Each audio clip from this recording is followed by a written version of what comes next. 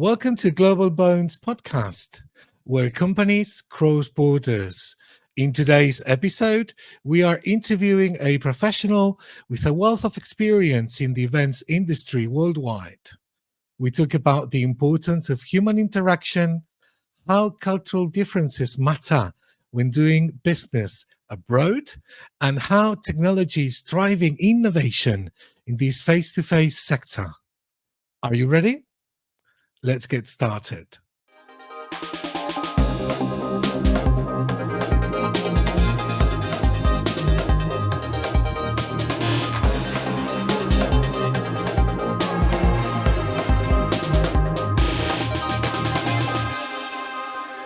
Hello, Simon. How are you?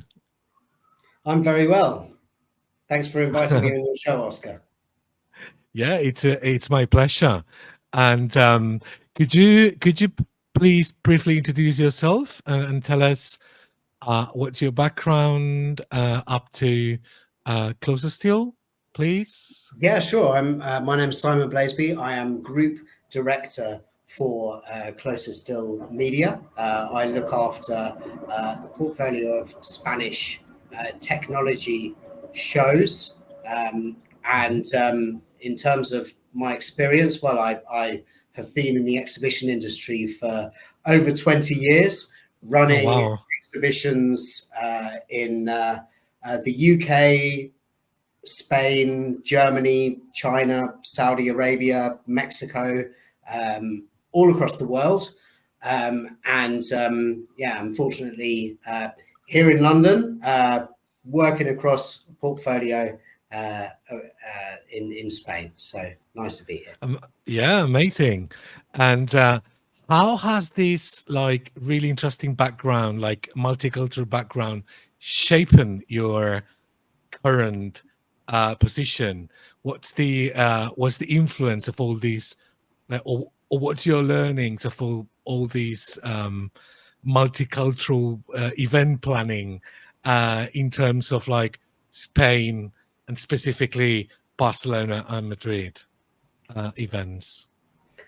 Well, Closerstill Media, the company that runs Madrid Tech Show, eShow, Big Data and AI World, Cloud Expo, Cybersecurity Expo, a number of other shows, and also works across healthcare, veterinary, pharmacy, and a number of other high value segments, is a company that is global and brings global talent together to run exhibitions based on a culture of excellence adapted for each market. And so the fact that back in 2019 I joined Closerstill Media is representative of their search to bring talent from all over the world and make events that are excellent in every region that they work. Yeah, I mean, actually, the ones that I know, I can tell that they are definitely a benchmark, especially in the e-commerce sector, which is more my and the technology for marketing as well. And talking about specific events here in Spain, what about? Do you reckon, is there any differences between the Barcelona event and the Madrid event? Are they, apart from one is larger than the other one, are there any differences in between them? Well, we can focus on a couple of things. Obviously, there's scale, but also there's sector reach as well. The two, big exhibitions that you're talking about, because obviously we have other products, right? But you're talking about Madrid Tech Show with the 7 verticals that we operate, and the Barcelona eShow that also has technology for marketing and big data and AI world.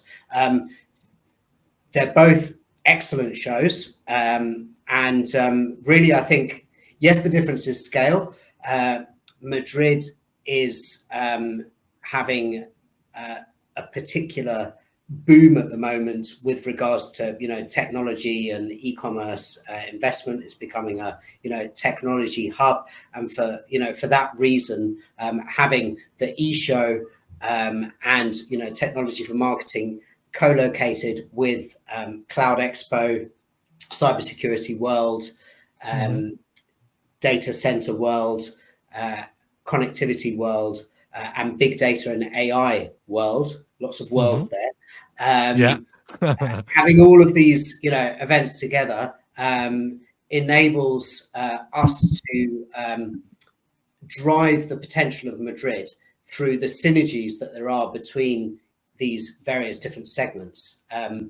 As you know, there are a number of e-commerce companies that are harnessing the power of AI, harnessing the power of data in order to be able to drive business for their customers, for consumers as well.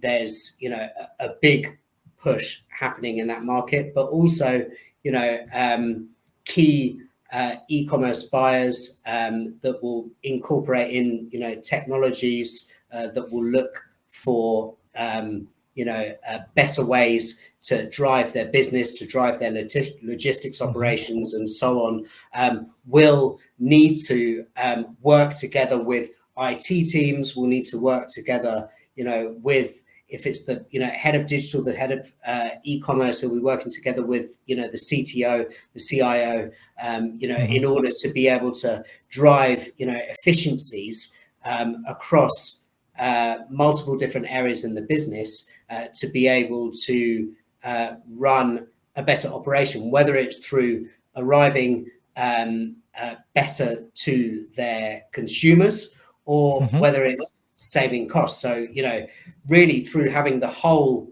spectrum of events in Madrid Tech Show, we're able to affect the bottom line and the top line of major companies. So that's the advantage for Madrid. For Barcelona, Barcelona is actually the first show that was run in the eWorld business that Closerstill Media acquired. I didn't know about that. Yeah. So Closerstill, we always look to acquire companies that have a cultural synergy with what we believe in the various locations that we run. We run events in London, Paris, Singapore, Frankfurt, Berlin, New York, Chicago, and of course Madrid. So all over the world. And there is a real cultural similarity, a go-getting culture, a culture of excellence, a culture of collaboration, a culture of strong content, and a culture of really, serving the communities that we work in.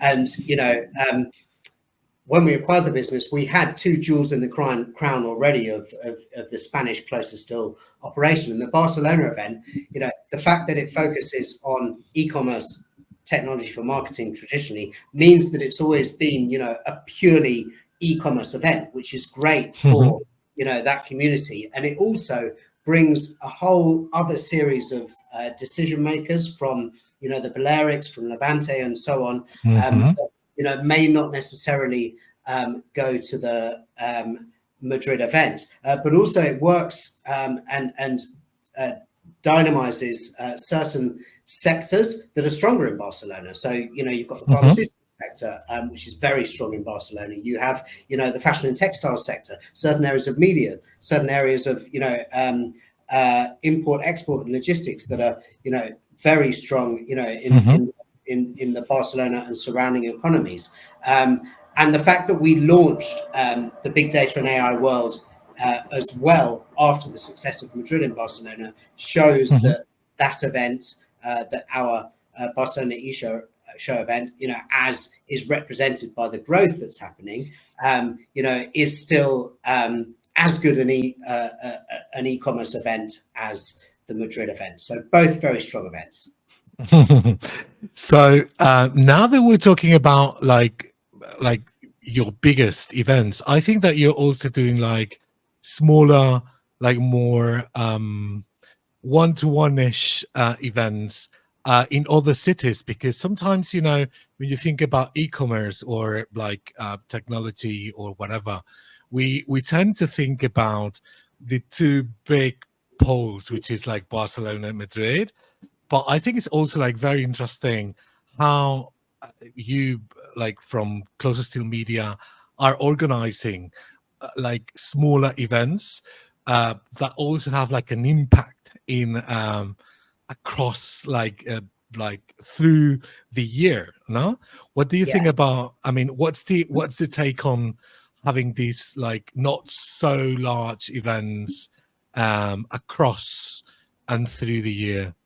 What do you Well, reckon?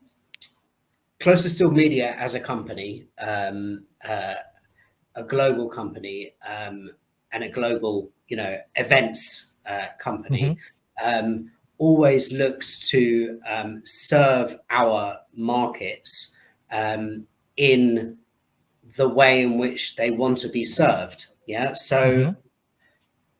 there is a definite demand in each market for a massive event, Hmm. where we are also catering to each specific vertical. So within the Madrid event, within the Barcelona event, we have a kind of marketplace, within each segment. So, for example, the fact that the Madrid event is huge doesn't take away from the fact that it serves the data and AI community, and there's Hmm.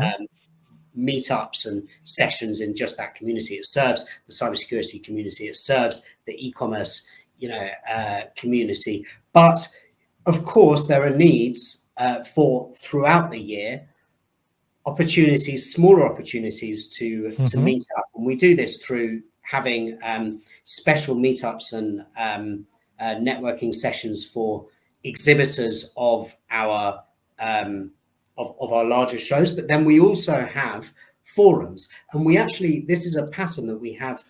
throughout the rest of the world. So we have acquired recently a couple of businesses which work on exactly this format: events in hotels of 200 people, 150 people, Hmm. all of them directors, leaders of their industry, having Hmm. meetups, having workshops, networking, spending a day and a half together, and doing one-to-one meetings, having pre-organized one-to-one meetings, Hmm. whereby they're able to get straight down to business and meet people based on their preferences. And these are the e-forums, the leading e-forums Hmm. that have been running for over 8 years in Spain. Our next one actually is in just a couple of weeks' time from this Oh yeah. Oh from wow. this interview, which is in Denia. Okay. Uh-huh. And I think we have uh, maybe 2 sponsor slots still available. So if anybody wants to jump in there, please get in touch with us. Um, Okay. but yeah, I mean, it's about bringing suppliers of solutions for e-commerce, and we've actually just opened a big data um, Hmm. satellite e-forum Uh-huh. for the Denia event that we have in September. And really, these events, they serve to enable people to get straight down to business. And it's not a coincidence that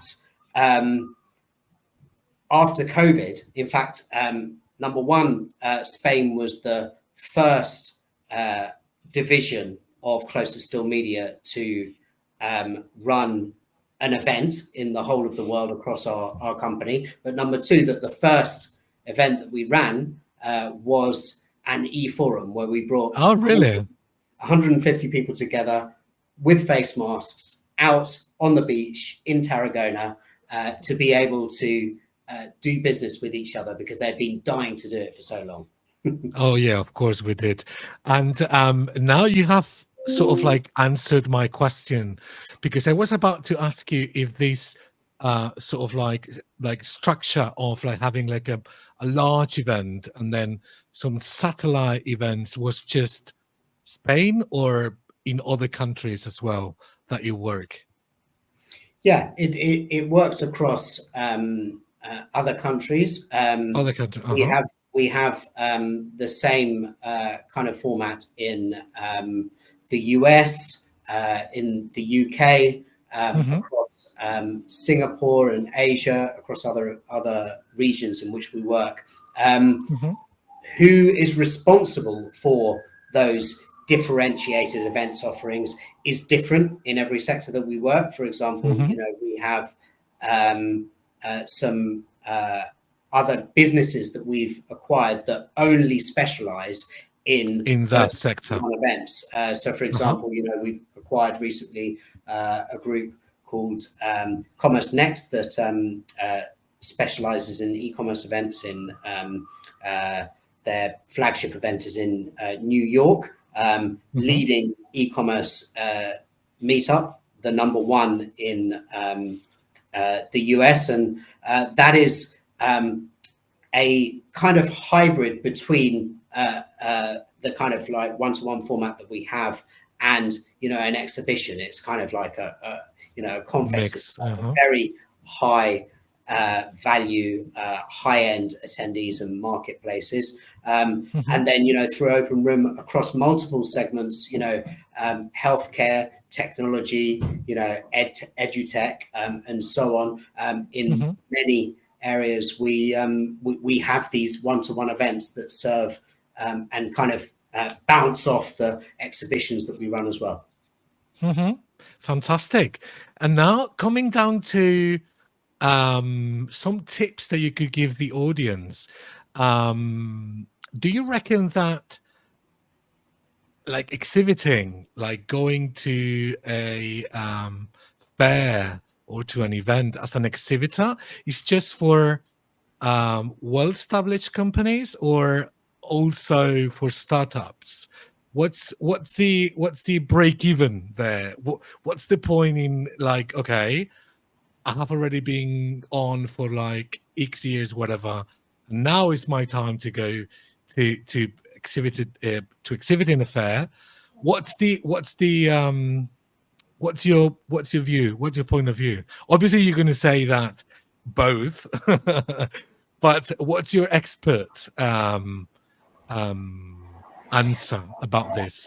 Well, let's. You were talking about exhibitions. Let's Yeah. focus on exhibitions rather than the one-to-one events.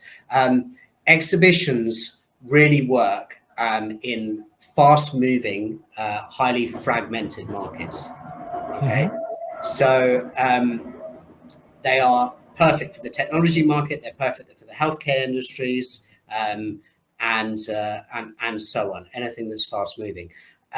So for that reason, even though you're a large company like IBM, like Amazon Web Service, like Shopify, and so on, you have to continue to be in these markets because you need to continue to make sure that your technologies, the new technologies that you incorporate, the companies that you acquire and push out to your end users, the professionals that use your services, Mm-hmm. continue to be used, and there's a constant fight for market share. So the fact that we have the leading companies in the industry, in the technology industry, is representative of the market, and they absolutely need to be there. But we need to be representative of the ecosystem as well. And so, for that reason, companies that are on the kind of tier 2 and tier 3 Mm-hmm. level are able to exhibit as well. And even, for example, let's go from the abstract to the concrete with regards to Madrid Tech Show. We have usually sponsored by, for example, associations or even country pavilions. We have groups of startups that will come along and they will be looking for potential investors.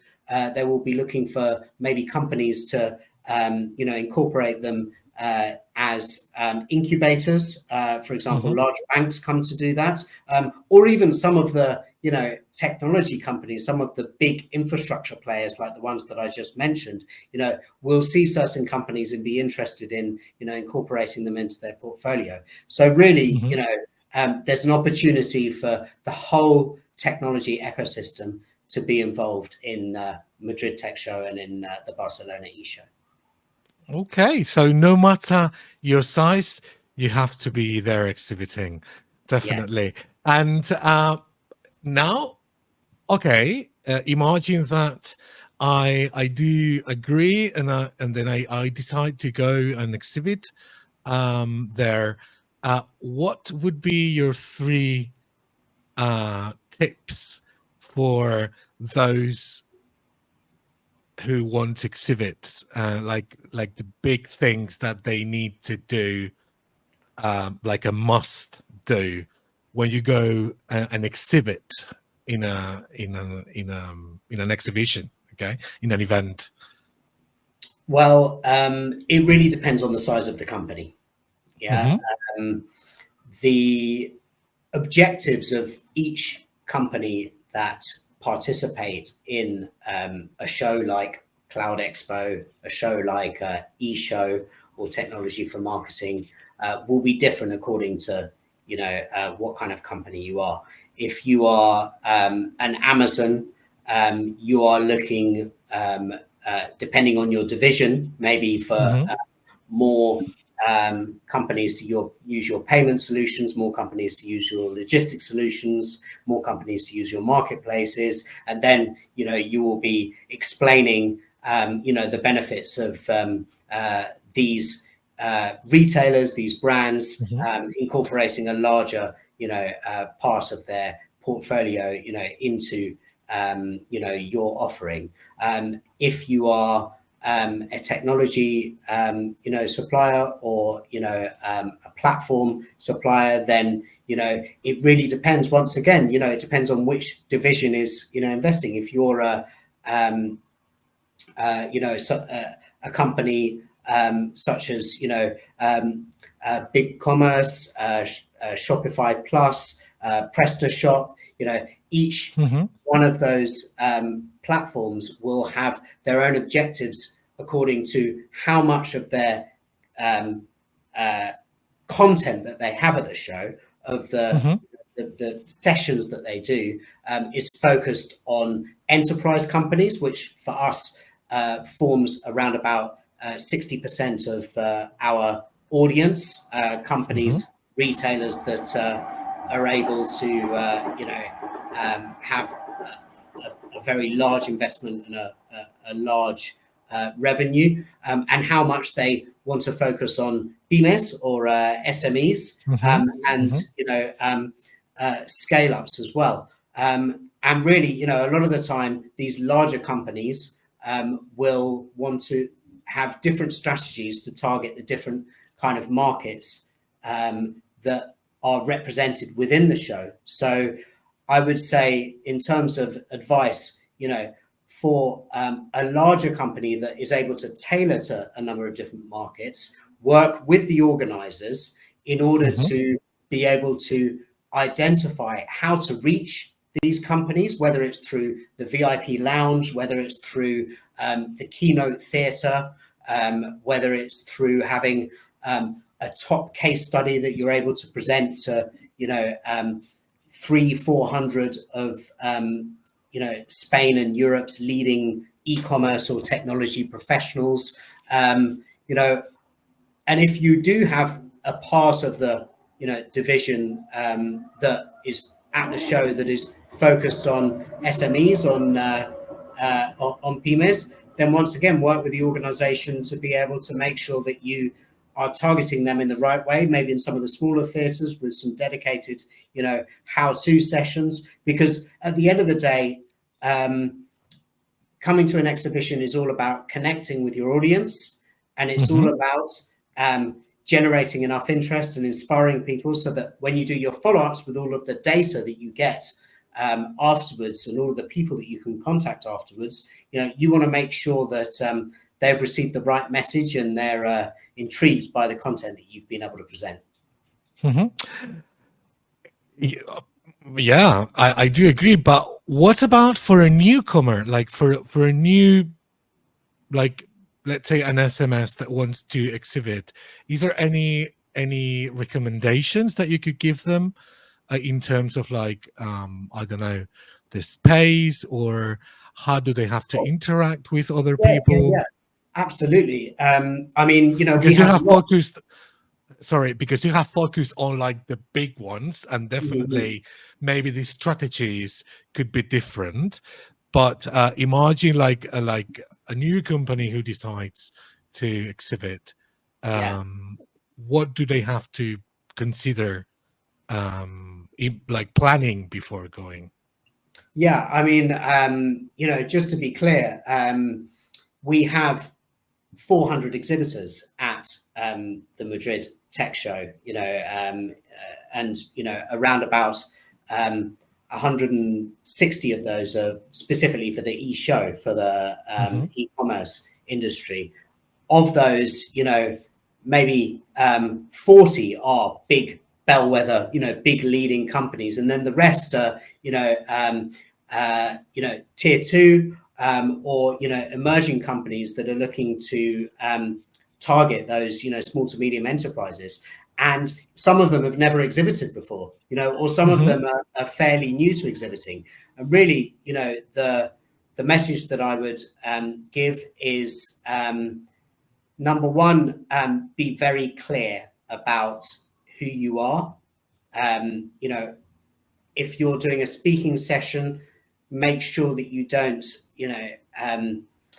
delve into too much detail before thinking about the 5 key messages that you want to say, and just repeat those messages over and over again. Number two, I see so many in their stands, so many exhibitors that don't have a really strong graphic behind them to say who they are, with a strong tagline saying, "We do this." It's got to be simple. It's got to be an effective way to communicate in a short amount of words what you do. Number three, I'd say the whole point of doing an exhibition is to interact with people. So don't be wallflowers. Yeah, a wallflower, for anybody whose English is a second language, is somebody who stands with their back against the wall and they don't, go out there and interact with people. With exhibitions, there are 15,000 visitors, 400 exhibitors, hundreds of thousands of interactions, and really you enable opportunities through getting out there, being in the networking sessions, engaging with people, and really seizing those opportunities. And one thing leads to another, and quite often you'll be surprised about the opportunities that you get led to, that may happen on your 10th introduction about a certain thing that has come from other people, and that can only come if you're socially out there. So be clear about your audience, be clear about your message, and get out there. Amazing. And as we were saying, it all comes down to interaction. No, we are humans. We need to interact to each other, and precisely what happened in the pandemics with the events industry, because you mentioned it like before that Spanish was like the first market to do like an event with face masks and everything. And what happened, with the event industry, and what have you learned from the pandemics that we are now sort of like, experiencing? Yeah, definitely. With regards to, I mean, we all saw what happened in the pandemic. Obviously it affected the events industry in a huge way. There was a big pivot to online. People were putting millions of euros, pounds, and dollars into event software. There was articles writing off face-to-face events, saying, is this the end of exhibitions? And where are we now? We're now in a situation where our exhibitions are bigger than ever. There was a massive boom when everything came back to face-to-face last year. And, really, I think that it's actually, in a way, I mean, obviously it was a tragic global situation, but I think it has served the events industry well by reinforcing the importance of human interaction and reinforcing, even with the technology industry, which is, and the e-commerce industry, which is primarily online, really reinforce the importance of face-to-face communication, even with speaking sessions. People don't want to just, watch someone. They want to, interact with them. Yes, there are, important places for podcasts. There are important places for learnings. And a lot of day-to-day meetings can be done by teams, but you always need that, once a month, once a quarter, one, or two big events a year where you can connect with the whole industry and, really benefit from that human interaction. Yeah, definitely. And what happened with the with technology, like especially, I reckon that you have seen like a big thing with your apps and in the event industry after the pandemics. Has this developed, especially after this like period of time that we couldn't go out and that we were just like seeing each other through the screens? What's Because I know that in Closerstill, in eShow and Madrid Tech Show, you do take care a lot about people registering and uploading their logos and their pictures and what did they do and their PDFs and everything, because I know we spend like some time like working on it. What's your take on this? Do you think that people is like really switched into this, or we're still into? Absolutely. Well, I mean, I'd say that, I mean, there's a couple of interesting trends that have come from the pandemic. One was that, as I said, everybody was writing off the events industry, pivot to online, and what you'll see is that some of these companies which everybody invested in, that hung their hats on online only businesses, now their valuation has gone down by up to 1,000%. There are tremendously, very, very interesting case studies there. But I have to say that before the pandemic, even in the technology industry, both exhibitors and visitors were a little bit more reticent to use the technology. They would rely a lot on the face-to-face and not use technology to enhance their experience. And I think that the fact that we had to move everything to online for a period has it's basically created a digital transformation of the events industry, in the sense that now people will use the event app, they'll use their phone a lot more in order to be able to connect with people so as to save time. So people will upload their profile. People will prepare in advance and use the event tech. And they will, for example, look for all of the retailers of, beauty products, because that's, what their business finds, to be the best market, and they'll contact them all and arrange meetings, in advance of the event. And also we have a number of highlights and various speaking sessions that for the sponsors that, invest in this service, and also for content that's interesting that we select, we will then show the highlights online after the event, which is not a way to not go to the event. In fact, we find that everybody still comes to the event, but people will come to the event, they won't be able to see everything, and then they will go back onto the app, go back onto the website, and then access the speaking sessions on demand that they weren't able to see before at the event. So it's another opportunity for people to connect before, during, and after the event, and for people to catch up, and ultimately for visitors to learn, and for exhibitors to gain those data points, gain those opportunities to connect with their target market.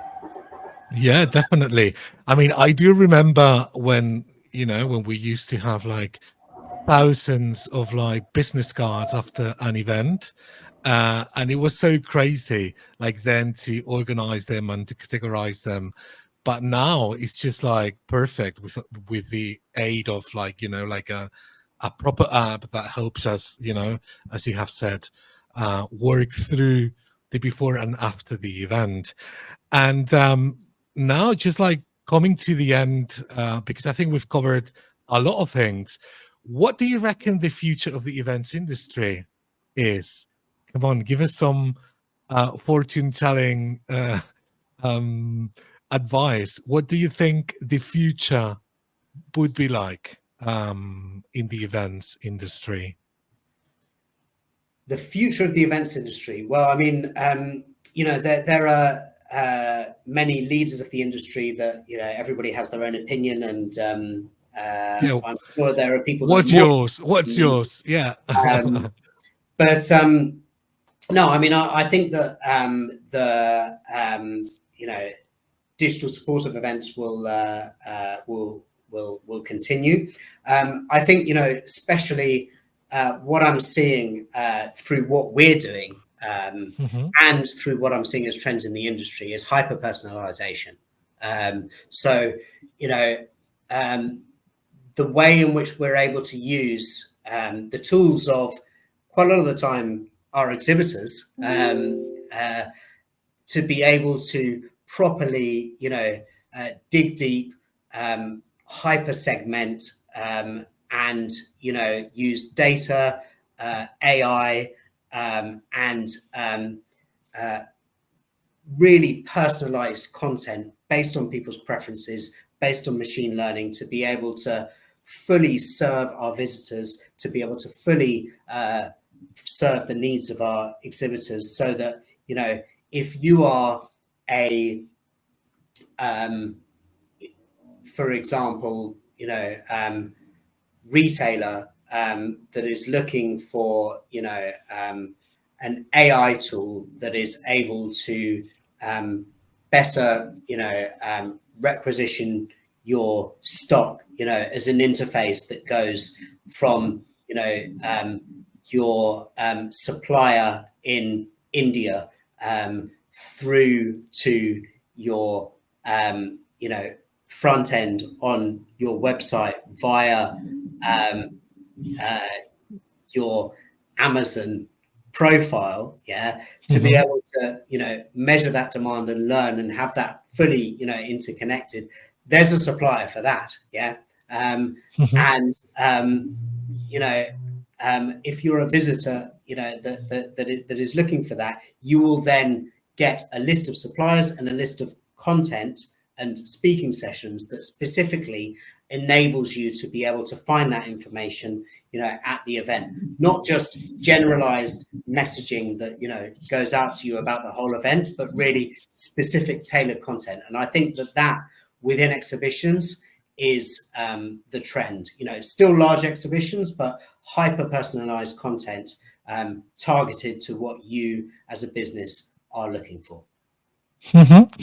Fantastic. The AI, is always there, even though like as a summary of the episode, I would say it all comes down to people. We are people, we need to connect to each other, and definitely person to person communication is the best, even though we see each other much more after the pandemic's online. But I would say, I mean, I'm just like counting down the days to the Madrid tech show to see my colleagues and all my friends and everyone and learn and have fun. So yes, definitely, I think the events industry is not gonna be replaced by AI, which whatever. It's going to be In any enhanced. It's going to be Yeah, enhanced, enhanced. and Yeah. at the end of the day, you've talked about latest, trends and the future for the events industry. This is all future, but at the end of the day, yeah, in 100 years' time, people are still going to be going to an exhibition, chatting to each other, having some food. At the end of the day, having some drinks, and then networking around a specific topic, around a number of round tables where everybody gives their opinions, and that's not going to change. Fantastic. So to finish up, Simon, I always ask two questions to my interviewees. The first one is, could you tell us an anecdote related to communication, to misunderstanding because of languages or cultural clash, whatever, because you have been working in like different countries and you've lived in different countries, I reckon. So I'm sure that you can tell us some anecdotes that could be fun or not. It could be professional or personal. So what can you Um, tell us? Go on, an anecdote relating to uh, cultural expectations. Well, I think I have to hark back to my time in Saudi Arabia, where we ran an event. The first event that we ran of many was a new launch, and we expected everybody to do business in the same way as what they do in Europe. Obviously, we know that people eat at different times. People have an after work drink at different times across Europe, but essentially we all have the same culture.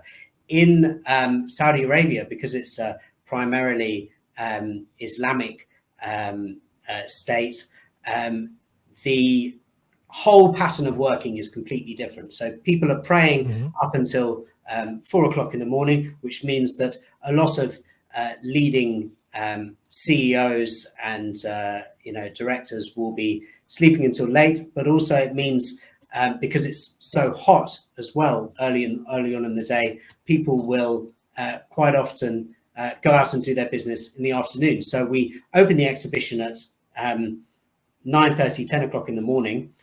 There was absolutely nobody there for hours, and we had the event hall up until 6 o'clock in the afternoon. It was Oh, only when it got wow. towards 6 o'clock in the afternoon that it started to fill up, and then we had to negotiate an extension and extend the exhibition to 11 o'clock at night.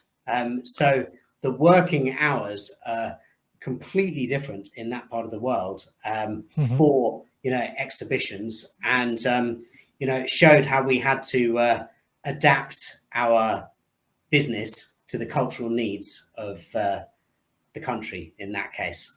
That was for a previous Yeah. company, by the way. Closerstill doesn't operate in Saudi Arabia. Yeah, amazing. Yeah, that's a big thing, and something that we have to take into account whenever we do business. We have to take to consider cultural aspects.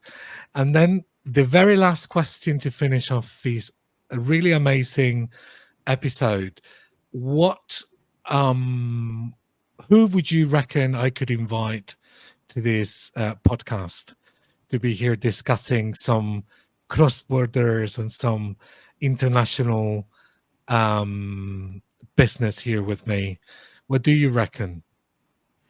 Well, there's many organizations that specialize in cross-border sales, but I wouldn't be able to tell you about them because then I would be promoting one exhibitor or sponsor above another. I think I'm going to choose somebody who I think has a tremendous insight. If you can get an interview with her, Sheila Flavel, who is the president of the association Tech UK, also runs one of the biggest international technology human resources organizations as well. And, you know, really, as Tech UK, one of the biggest associations that promotes global technology interchange, foreign direct investment, and so on, has a number of tremendous insights in terms of cross-cultural, cross-border exchange across technology, e-commerce, and all of the markets in which we work. Amazing. So thank you very much. I'll be getting in touch in case she wants to join us here. Simon, I don't want to steal more time. Thank you very much. It's been a pleasure. And I hope all the audience has learned more about international events and how to prepare for them. And I'll be seeing you, if not earlier, in Madrid in a month or something like that. Yeah. Madrid Tech Show in Ephema on the 30th and 31st of October. Don't miss it. Okay, Simon, thank you very much. It's been a pleasure. Bye-bye. Bye-bye.